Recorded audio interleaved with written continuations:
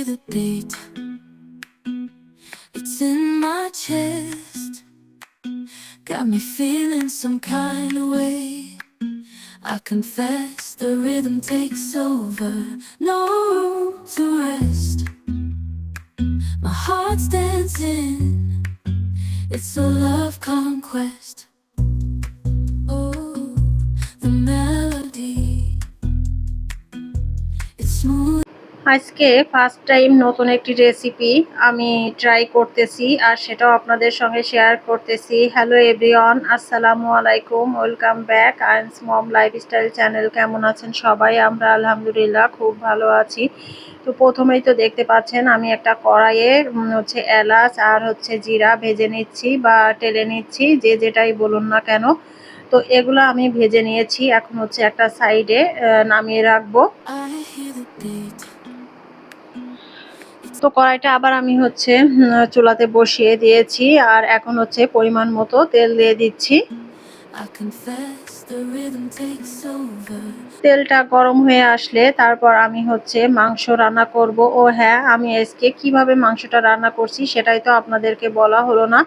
আমি আজকে চাল কুমড়া দিয়ে বা অনেকে যেটাকে জালি কুমড়া বলে থাকেন সেটা দিয়ে মুরগির মাংস রান্না করব। তো বিলিভ মি, আমি আজকে ফার্স্ট টাইম ট্রাই করেছি এবং আমি এটার ফ্যান হয়ে গিয়েছি, এতটাই মজা হয়। আমরা যে লাউ দিয়ে মাংস রান্না করে খাই সেটার থেকেও চাল কুমড়া দিয়ে মাংস রান্নাটা কিন্তু অসম্ভব মজা হয়। তবে এই ক্ষেত্রে আমার কাছে মনে হয় চাল কুমড়াটাকে সামান্য হলুদ দিয়ে ভাপ দিয়ে নিলে আমার কাছে মনে হয় স্বাদটা আরও ভালো আসে। কারণ চাল কুমড়ার একটা আলাদা স্মেল আছে কিন্তু, যেটা আসলে আমিও কিন্তু পছন্দ করি না। তো আমি দেখলাম এভাবে করে রান্না করলে কিন্তু সেই বাজে স্মেলটা আসে না আর রান্নাটা কিন্তু অসাধারণ হয়। তো যাই হোক, দেখেই তো নিলেন আমি মাংসটাকে ভেজে নিয়েছি আর এখন হচ্ছে এই যে আলুগুলাকে ভেজে নেব। তো আলুগুলার সঙ্গে আমি একটু হলুদ দিয়ে দিয়েছি, এখানে চাইলে আপনারা লবণও একটু দিতে পারেন, তো আমি দেই নাই। তো আমি আলুগুলাকে ভেজে নিয়েছি আর ওই একই তেলের মধ্যে আমি পেঁয়াজ কুচি দিয়ে দিলাম। তো এখন হচ্ছে পেঁয়াজ কুচিগুলাকে নেড়ে চেড়ে আমি ব্রাউন কালার করে নেব। Spirits unchained in the symphony of love. পেঁয়াজগুলা ব্রাউন কালার হয়ে গিয়েছে আর এখন এই যে এখানে দেখতে পাচ্ছেন আমি সব ধরনের মশলা একসঙ্গে করে একটা পেস্ট তৈরি করে নিয়েছি আর সেটাই এখন দিয়ে দিচ্ছি। এখানে পেঁয়াজ, তারপর রসুন, জিরা, ধনিয়া, হলুদ, মরিচের গুঁড়া সবকিছু একসঙ্গে করে দিয়েছি। আর এখানে শুকনা যে মশলাগুলো থাকে সেগুলো একসঙ্গেই করে দিয়েছি, যেমন দারুচিনি, লবঙ্গ, তেজপাতা সবকিছু একসঙ্গে করে দিয়েছি। আর এখন হচ্ছে পরিমাণ মতো লবণ দিয়ে দিলাম। তো এখন হচ্ছে মশলাটাকে কষিয়ে নেব। I hear the beat. তো এখানে দেখতে পাচ্ছেন আমার মশলাটা কিন্তু কষিয়ে নেওয়া হয়ে গেছে। মশলা থেকে তেল ছেড়ে দিয়েছে আর তেলটা কিন্তু উপরে ভেসে উঠেছে। তার মানে আমার মশলাটা কিন্তু পারফেক্ট ভাবেই কষিয়ে নেওয়া হয়ে গেছে। তো এই পর্যায়ে আমি যে ভেজে রাখা মাংসগুলা দিয়ে দিচ্ছি। Hearts dancing. এখন মশলার সঙ্গে মাংসটাকেও আমি একটু নেড়ে চেড়ে নেব। Oh, the melody.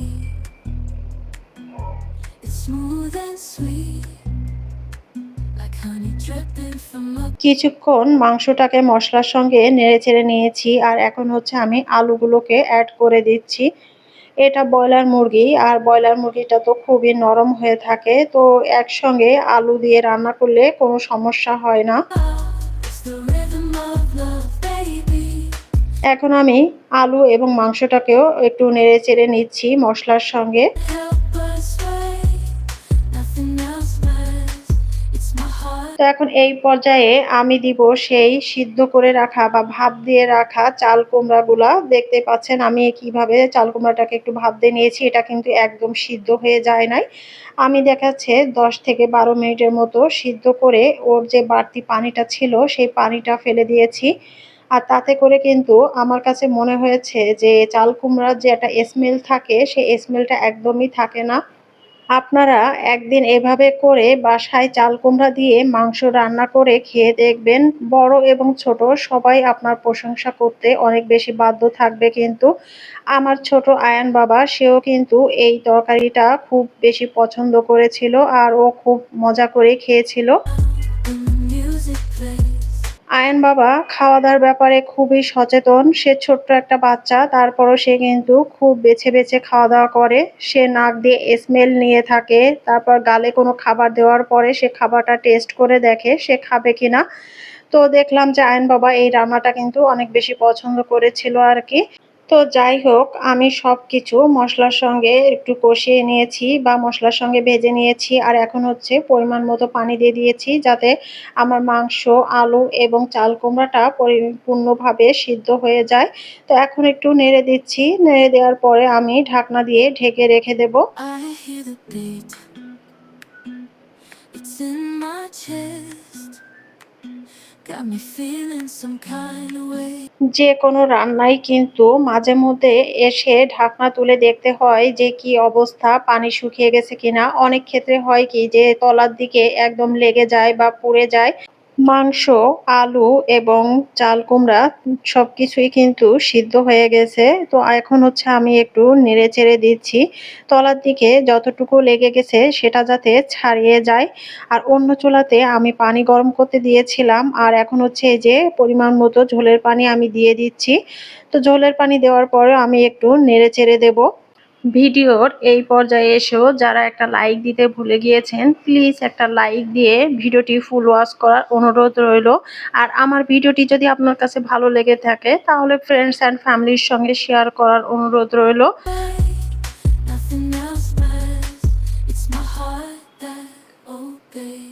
তো আমার তরকারিটা অলমোস্ট হয়ে গিয়েছে। তো আমি নামানোর আগে এখানে ওই যে মসলাটা ভেজে রেখেছিলাম জিরা এবং এলাচ, তো সেটাকে আমি হচ্ছে গুঁড়া করে নিয়েছি। আর নামানোর আগ মুহূর্তে আমি সেই গুঁড়া মসলাটা দিয়ে দিচ্ছি। আর এতে করে সুন্দর একটা স্মেল আসে কিন্তু তরকারি থেকে। A serenade with each beat of the drum. My spirit আমি একটু ঝোল রেখেছি কারণ আমি রুটি তৈরি করব, তো রুটির সঙ্গে খাওয়ার জন্য ঝোল অবশ্যই লাগে। তার জন্য আমি একটু ঝোল করে রেখেছি আর কি। তো এখন আপনাদেরকে দেখাবো রান্না করার পরে আমার তরকারির ফাইনাল লুকটা। মাশাআল্লাহ, দেখতে কিন্তু অনেক বেশি সুন্দর হয়েছে আর খেতেও কিন্তু অনেক বেশি টেস্টি হয়েছিল। অবশ্যই বাসায় ট্রাই করবেন। আর ভিডিওটি এই পর্যন্তই। সবাই ভালো থাকবেন। আল্লাহ হাফেজ।